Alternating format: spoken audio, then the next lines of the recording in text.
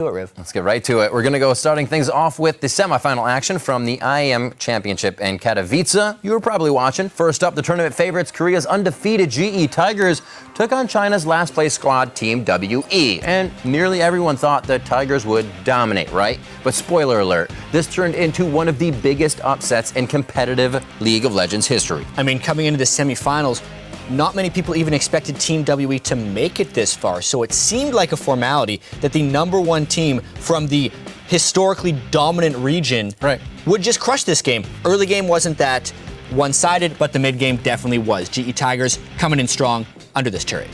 Things were looking just like another day at work for GE Tigers. The game was quite close throughout, but they had the control. They used the spikes of the double AD comp correctly, and WE couldn't hold in the first game. This game from the GE Tigers was very similar to the way they win in Korea. They controlled the mid game with really good team fighting and vision control, as well as just overall smart play. Smeb taking every bit of damage that he can without dying. Ace under the turret. It looked like GE Tigers in full control. Full control. Just around 40 minutes for the first game, and on to game 2, where everybody pretty much expected the same, but WE was ready to fight back. Everybody kill Smeb. He'd actually died once, teleported to the bot lane, died again, and then GE Tigers went for the dragon when they didn't actually have the power to do so. Look at how everyone is low at the start of this fight. WE gets to play cleanup. A great steal coming in on the dragon, and then they're just able to clean up. Mystic getting 3 of the 4 kills on the follow-up here. This was just a feast for WE. Yeah, Mystic on the Ezreal from the bottom lane, not the mid lane Ezreal that you would normally expect. That's true. But everyone is able to just chase on Aluka's Scion. Absolutely huge. He started that fight, and by God, did he end that fight as well, even though Kuro was able to pick up a kill on the backside. Kuro was actually playing that Ezreal last game, so a good takeaway there for WE. Aluka diving through on Scion. Doesn't hit anybody, but GE cannot fight back. Sometimes it's about sending a message, and this message was WE is 15,000 gold ahead and ready to take this one to a game 3. We always say, how much would it hurt to be hit in the face with an amount of gold? With 15,000 15,000 gold would probably sting pretty bad. Yeah, it's going to set you back coming into game 3 as well. I mean, that game 2 was more dominating by WE than GE Tigers game 1 was, which actually sets up kind of a crazy game 3, and GE Tigers does not start off well. And a crazy charm as well to come in there. How did he fit that through everything? I'm not sure. And that actually snowballed the early game to a 6,000 gold lead. GE Tigers trying desperately to contest this dragon. Spirit with a great initiation, great follow-up and choices throughout this fight as the team is scattering. Chie charming the LeBlanc, the clone. It's okay, though. They still come up big on this fight. One of the reasons this fight was so close is that dragon was beating on WE that entire time, which gave GE Tigers a very small window to try and come back. But Shia versus Kuro, ball beats person. LeBlanc ran right into that Spirit Orb, and that just meant another giant gold lead and another early game top lane turret dive by WE to try and close out this series. Another giant Aluka, if you will, going into the fight, staving off 2 by himself, and WE do the impossible. Yeah, but the way in which they won games 2 and 3 seemed even more improbable because they made GE look like the team that didn't belong there. That's right, but more games at Katowice to highlight. Team Solo Mid versus the Yowie Flash Wolves. Another game people thought Team Solo Mid would kind of sweep this one out. Yeah, most people actually thought Team Solo Mid was going to be in a showdown against SK Gaming. That's true. But the game earlier in the morning had Yowie Flash Wolves there, which TSM actually said affected their preparation pretty harshly. They decided to focus Stake in this one and deny him the entire game, but they go a little bit too hard here. A little too hard. 3 kills down, now making it 4 with a cleanup one there. Maybe feeling a little bit pressure to keep going in. I think the story of this game was TSM trying to kill Stake a little bit too much, but not having that successfully keep him down. I mean, look at this. Considering all the focus, the fact that he could almost kill Bjergsen by himself, forces a teleport from Dyrus, a missile over the wall from Wild Turtle there. Guys, it's 30 minutes into the game, you're on the bottom side of the map. You're gonna lose Baron. He would have gotten away if that missile did not hit. Stake doing the old, what you would say, hotshot play on the bottom lane. Just calling all the resources in, the rest of the team gets it. Yep, Santorin tried a desperation dragon steal, but it was 5 dragons against now only 4 people, which meant a game 1 victory for the #1 team in the LMS, Yowie Flash Wolves. It looked grim. Everybody was thinking, what happened? Is TSM kind of faltering here against international teams once again? But game 2, Bjergsen, he decided to take things into his own hands. This was such a ridiculous play. He's low. What? Where'd he go? Out. Oh, he's going to be out of range if he goes back, Yeah, right? he's going to come back. What? Oh, my. I don't get it. Completely outplaying right there. And games in which Bjergsen gets a solo kill on the enemy mid laner, you're hard-pressed to find that in the TSM loss column. He becomes a global presence immediately. The whole team starts to benefit as soon as he kills his lane once. And then he just roams. You can see the pressure. That game went out pretty quick. 45 minutes, he was 10-2-4. Very tension-filled game because it took 45 minutes for TSM to finish, but they had that gold lead throughout, setting up this game 3. Well, TSM finding their groove, trying to make quick work of each lane here. Santorin having to play hero there in the top. Pretty tough lane for Dyrus, but Santorin was able to come in again and again at just the right moments here. Gets the Lulu ult, Santorin in the middle of the fight, allowing Bjergsen to roam around the sides of this one. Watches the Blanc play here. So far out, finishes right back in to finish off Stake Scion. And he says, let's keep going. Been making plays all day. We're going to go onto the turret. He missed one there, just a little bit. But it's only the kill. The only kill. I mean, that made it 7 kills Death, to I 1. should say. Fast forward, it's 13 kills to 1. That was the only death TSM actually had the entire game, was when Bjergsen went a little bit too far. TSM grew in strength as this series went on. Game 1 they lose, Game 2 is close, Game 3 was a slaughter.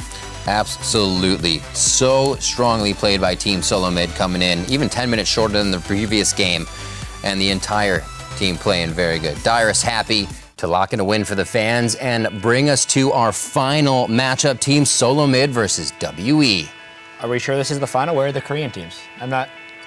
Is this the wrong tournament, Riv? GE Tigers and CJ Entis. That was supposed to be the finals of this. Not in this one. There were upsets all over the place. Who would have thought? The question was going to be whether WE could continue their run through this tournament. How good was the 11th/12th seed in China coming into IEM Katowice? Well, early on, Bjergsen gets himself in a bit of trouble. Yeah, he tried to continuously go for these solo kills, bring them in from the other game consistently, but he gets himself in a bit of trouble, and Spirit was all over the place causing trouble for Team Solo Mid. Yeah, but TSM, as they always do, sticks around. They're just able to make the gold lead, never get completely out of control, picking up a kill here, a kill there. And Team W was hoping to take the game home, but Shia makes a mistake, gets caught on Ahri. A big mistake. 7,000 gold down. TSM put their foot down, and they hold the base strong here. Something we see quite a bit in the NALCS from them. And something Team Solo Mid noticed about this Team WE team composition was with Ahri as the mid laner, Sion as the top laner, and Ezreal as the AD carry damage threat. If you shut down that Ahri, you shut down the entire team's damage, and it gives TSM freedom to maneuver themselves around this fight because they do not let Shia's Ahri get in there. Not at all. TSM know they have Team WE on the ropes, and they keep pushing back harder and harder. Another good follow-up flash stun from Lustboy just continues this one, and even with the chase ults being down, they still find a way to get back on a few more members. Look at that chase. Dyrus flashing for the max range harpoon. Yep. And TSM comes back, 7,000 gold down. WE was hoping to continue that win lane, win game strategy, but TSM had the game in mind. The game in mind, and 3-2 here as we come into the second game with a bit of focus on Dyrus in the top lane, but he's been to this dance before. He knows what to do. Just a little bit. Operation Kill Dyrus was in full effect, but that's because Dyrus was unrelenting with his farming. Even after all these deaths, you can see he's 20 CS up, which keeps the gold kind of close because TSM was taking objectives and a few kills around the rest of the map. So Bjergsen, as usual, if he gets going, TSM does pretty well.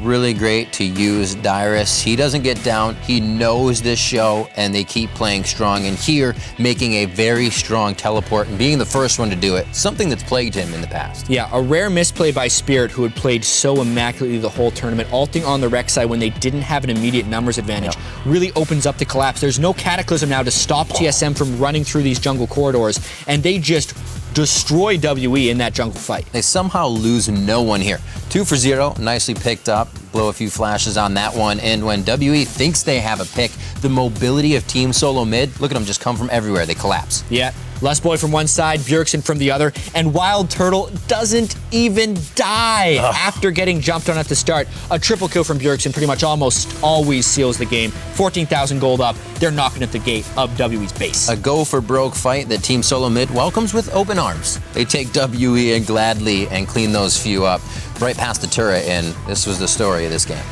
All those flash forwards, there is no escape for Mystics Caitlyn right there. Team WE went really all in with that Caitlyn, trying to win all the lanes that game. It didn't work, setting up a game 3. We've seen stranger things, 2-0 turning into a 3-2, but this one, Lustboy with the bait at the start. Oh! Stays alive with the chug of the potion, getting the first kill there for Santorn, and a bit of an oopsie here, but you can see the lead that TSM had because they still pulled this fight out. Yeah, 28,000 to under 20,000 at the start of this early into the game. Yes, Bjergsen falls, but the rest of TSM was so huge that they end up turning this into a fight win anyways. Dyrus TP's in from the back. This was all but done at this point. TSM just has to wait until they're actually strong enough to take down the Nexus turrets. Note to self, Sweeper doesn't reveal people, I guess. Yes. One last go for broke fight again here from WE, and TSM is able to just assess the fight cleanly and make it work in their favor. Almost 20,000 gold up at this time. TSM throughout IEM Katowice became stronger and stronger as the best of series went on. This was probably their strongest game of them all, and it gave them the championship. Look at that, just about 27 minutes on the clock. Holding the trophy tall, TSM takes the crown. So while we're talking about the IEM champions, let's head across the set where the ultimate hype man and host of the IEM championship is waiting to talk about last weekend's games. What's up, Chobra? Super excited to be here and can't wait to talk about those games from IEM. Yeah, I mean, most importantly, TSM won the finals 3-0, so TSM best team world? Well, some people might want to say that. I think we do have to hold off on that entire judgment for now, but they definitely came very prepared. I think really what this says is we can't make any assumptions about regional play anymore. We do have to wait until these global tournaments to find out. Yeah, and not to belittle Team WE at all, but they were the ones to defeat the GE Tigers. Nobody expected that. They weren't even the team that won the tournament. And honestly, the big story was the fact the GE Tigers didn't win. What do you think contributed to their collapse in the semifinals? You know, I do think, I don't mean this as an excuse for the GE Tigers, but I think they came a little bit underprepared. I think they underestimated WE for sure. I mean, TSM didn't expect to play the Yoei Flash Wolves. That's probably the same scenario for the GE Tigers. They weren't expecting to play WE, and I think also WE coming in with those subs, they played their part really well, which threw off the GE Tigers, and what shows is that all right, the GE Tigers probably need a little bit more practice adapting mid-tournament, because for now, they're only playing against the LCK teams, and all these players have had experience against the other players in the LCK, so that probably helps them a little bit for now in the Korean region. Yeah, and people always forget the GE Tigers just formed as a team at the start of the LCK split, so they're still a young team. Bjergsen was actually voted MVP of IEM, but there's some other big players that stepped up that you wanted to talk about. Yeah, I really want to give a big shout out to Lustboy. I think his super plays in the semis and even in the group stages really brought them to the finals, whereas, of course, Bjergsen, a huge highlight of that team at IEM. On the flip side, also Santorin in the jungle. I think he was such a solid anchor for TSM throughout this entire tournament. I mean, people are looking at his KDA afterwards and just being blown away at how stable he was, allowing people like Bjergsen and Lustboy, of course, the other members, to shine as they carried through for the trophy at IEM. Yeah, really high-pressure situation. A lot of players stepped up huge. Chobra, you also stepped up huge. You did a fantastic job hosting IEM Katowice. Again, thanks for taking the time to talk to us, and we'll see you next week as well. Thank you. Absolutely. See you guys next week. Yeah, now let's head back over to the desk.